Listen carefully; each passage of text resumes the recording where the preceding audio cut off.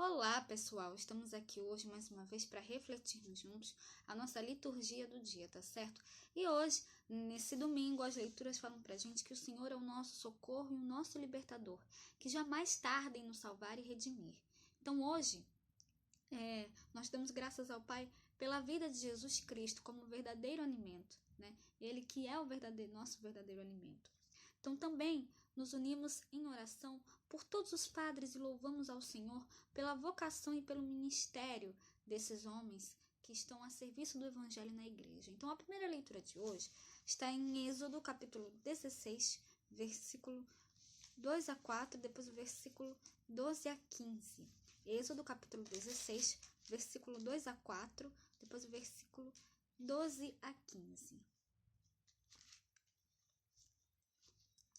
E toda a congregação dos filhos de Israel murmurou contra Moisés e contra Arão no deserto. E os filhos de Israel disseram-lhes: Quem dera que nós morrêssemos por mão do Senhor na terra do Egito, quando estávamos sentados junto às panelas de carne, quando comíamos pão até fartar, porque nos tendes tirado para este deserto, para matardes de fome a toda esta multidão. Então disse o Senhor a Moisés: Eis que vos farei chover pão dos céus, e o povo sairá e colherá cada dia a porção para cada dia, para que eu veja se anda em minha lei ou não. Tenho ouvido as murmurações dos filhos de Israel.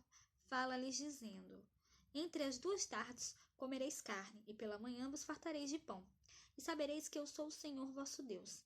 E aconteceu que à tarde subiram codornizes e cobriram o arraial, e pela manhã jazia o orvalho ao redor do arraial.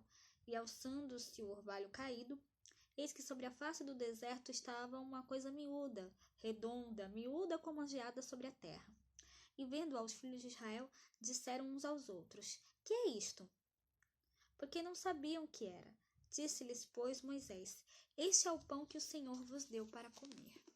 Então, essa primeira leitura no livro do Êxodo, mostra pra gente que a falta de pão e o desafio do deserto levam o povo a murmurar contra Moisés e contra Deus. As palavras de desconfiança revelam o longo processo pelo qual os hebreus ainda terão que passar para entrar na intimidade e conhecimento do seu libertador. É um desafio que será cotidiano, indicando uma história que perpassará a Bíblia toda. Tropeços, deslizes, falta de fé, a necessidade de confiar. Entretanto, Deus está ali e dá forças. Nesse momento, o grande sinal é o maná, que não conheciam, mostrando a eles sua presença, seu cuidado e a sua proteção. Então, que nós realmente possamos sempre depositar a nossa confiança em Deus, porque Ele sempre tem o melhor para nós. E agora, falando da segunda leitura, hoje ela está em Efésios, capítulo 4, versículo 17, depois o versículo 20 a 24. Efésios, capítulo 4, versículo 17, depois o versículo 20 a 24.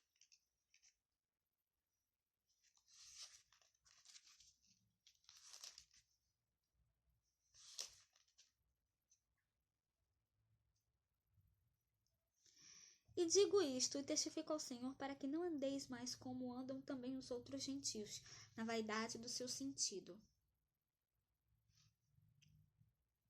Mas vós não aprendestes assim a Cristo. Se é que tendes ouvido e nele fostes ensinados, como está a verdade em Jesus, que quanto ao trato passado, vos despojeis do velho homem, que se corrompe pelas concupiscências do engano, e vos renoveis no espírito do vosso sentido, e vos revistais do novo homem, que segundo Deus é criado em verdadeira justiça e santidade. Então, essa segunda leitura mostra pra gente, que nós devemos sempre, deixar, de lado, deixar o pecado, renunciar às coisas ruins, e colocar Deus em primeiro lugar na nossa vida, renascer para uma nova vida em Cristo Jesus. Então, que nós possamos realmente sempre, colocar em prática tudo que nós aprendemos de Jesus, tá certo? Ele que é manso e humilde de coração, que nós possamos sempre cada vez mais aprender com ele. E agora, falando do Evangelho, Hoje ele está em João, capítulo 6, versículo 24 a 35. João, capítulo 6, versículo 24 a 35.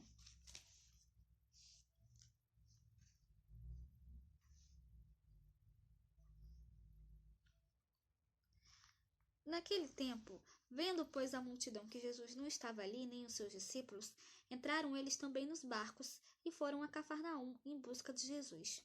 E achando-o na outra banda do mar, disseram-lhe: Rabi, quando chegaste aqui? E Jesus respondeu-lhes e disse: na verdade vos digo, que me buscais não pelos sinais que vistes, mas porque comestes do pão e vos saciastes.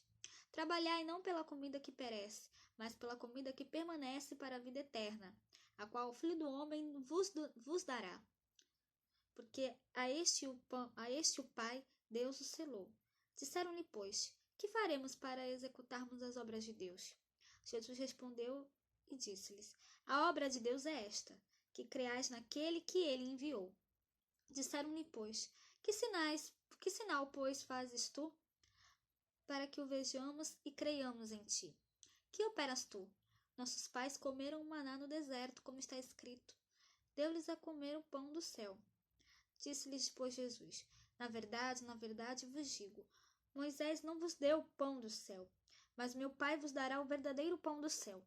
Porque o pão de Deus é aquele que desce do céu e dá vida ao mundo. Disseram-lhes, pois: Senhor, dá-nos sempre deste pão. E Jesus lhes disse: eu sou o pão da vida. Aquele que vem a mim não terá fome, e quem crê em mim nunca terá sede. Então, o evangelho de hoje, Jesus, diante dos que ouvem, o desafio de Jesus diante dos que ouvem vai na mesma direção. Eles precisam entender que o pão não é tudo, mas o seu ensinamento e a sua própria vida são geradores de salvação.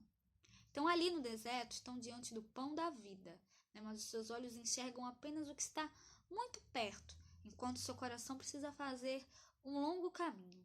Então, nesse primeiro dia do mês, a gente nesse mês de agosto está vivenciando o mês das vocações. Então, hoje é dia 1º, que nós realmente possamos escutar, que nós possamos aprender o que significa escutar Jesus, para que a nossa vocação seja sincera e verdadeira, levando a outros a palavra de salvação. Então, que nós realmente possamos sempre levar essa palavra de Deus, o Evangelho de Cristo, a todos, tá certo? Então, era isso que eu tinha para falar para vocês hoje.